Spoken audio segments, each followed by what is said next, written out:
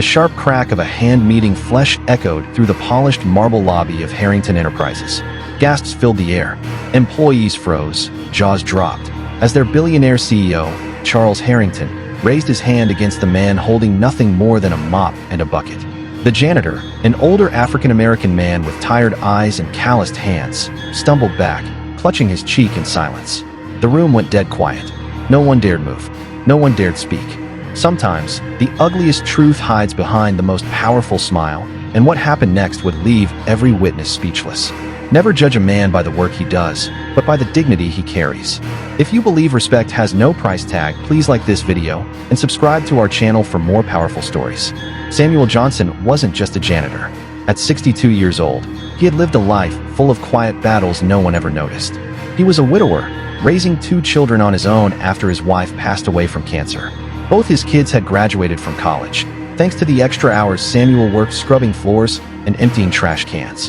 To the young interns at Harrington Enterprises, Samuel wasn't just the cleaning guy. He was a mentor. He offered life advice, shared wisdom, and gave encouragement.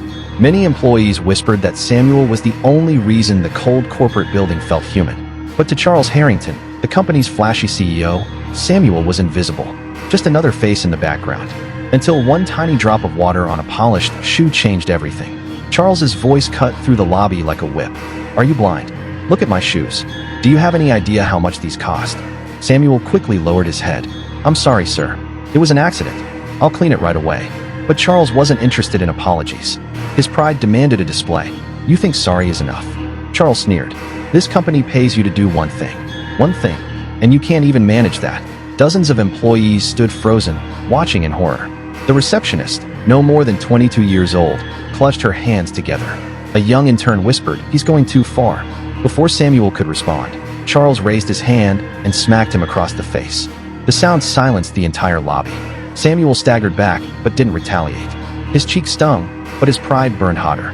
He steadied himself, looked directly at Charles, and in a calm voice said, "Respect is something money can't buy, Mr. Harrington." Charles smirked, brushing off the words. "Get back to your mop before I throw you out on the street." He turned and strutted toward the boardroom, satisfied that he had put the janitor in his place. But he had no idea what was coming. All day, the building buzzed with whispers. Employees couldn't stop talking about what they'd witnessed. Some were angry, some were heartbroken, others were terrified. A few even recorded the incident on their phones. By afternoon, several emails had already been sent to the board of directors. The story was spreading like wildfire through the company. But Charles didn't care. Sitting in the boardroom, sipping his expensive scotch, he laughed with his executives. "It's a janitor. Who cares? By tomorrow, everyone will forget about it." He couldn't have been more wrong. The following day, Charles walked confidently into the boardroom, ready to pitch a new $1 million expansion project. He strutted to the head of the long mahogany table, flashing his trademark arrogant grin. "Ladies and gentlemen," he began, "Harrington Enterprises is stronger than ever, thanks to my leadership." But he was interrupted by the sound of the boardroom doors creaking open. Every head turned. Samuel Johnson walked in. But this time, he wasn't in his janitor uniform.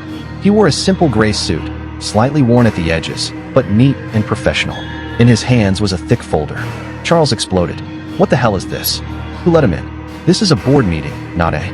"Sit down, Charles." The voice belonged to Margaret Ellis, the chairwoman of the board. She was in her late 60s, sharp-eyed, and commanding respect with every word. Charles blinked in shock. "Margaret, what's going on?" Margaret stood. "What's going on is that you have humiliated not just this man, but this company. And it's time the truth comes out." She gestured toward Samuel. "Mr. Johnson, please. Tell them." Samuel stepped forward, his voice calm but steady. "Most of you see me as a janitor. And for 20 years, I was happy to let you believe that. I never wanted recognition, never asked for thanks. But yesterday's humiliation left me no choice but to speak." He opened the folder and laid out documents on the table. Bank records, contracts, signatures. 25 years ago, this company was on the edge of bankruptcy. Charles's father, Richard Harrington, came to me in desperation. The banks refused him. Investors had walked away. He was about to lose everything. Gasps echoed around the table.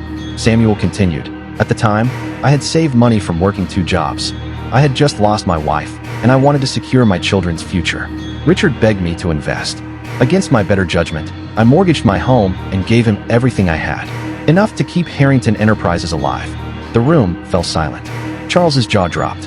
"My only condition," Samuel said, his voice breaking, was that no employee in this company would ever be treated the way I had been treated in life. Ignored, disrespected, made invisible. Richard promised me that. He also promised me shares in the company. Shares I've quietly held all these years. He slid another document across the table. Margaret picked it up and read aloud. According to these records, Samuel Johnson owns 32% of Harrington Enterprises. That makes him the largest individual shareholder. The board gasped. Murmurs filled the room. Charles's face went pale. This is insane, Charles shouted. He's a janitor. He cleans floors. Samuel looked at him with piercing eyes. Yes, Charles, I clean floors.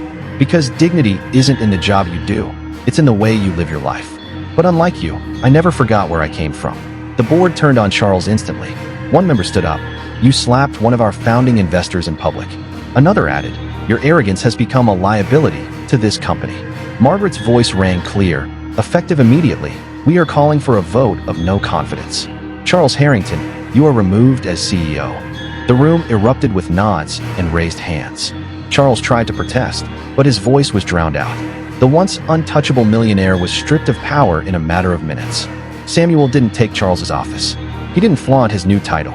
Instead, he made a quiet request.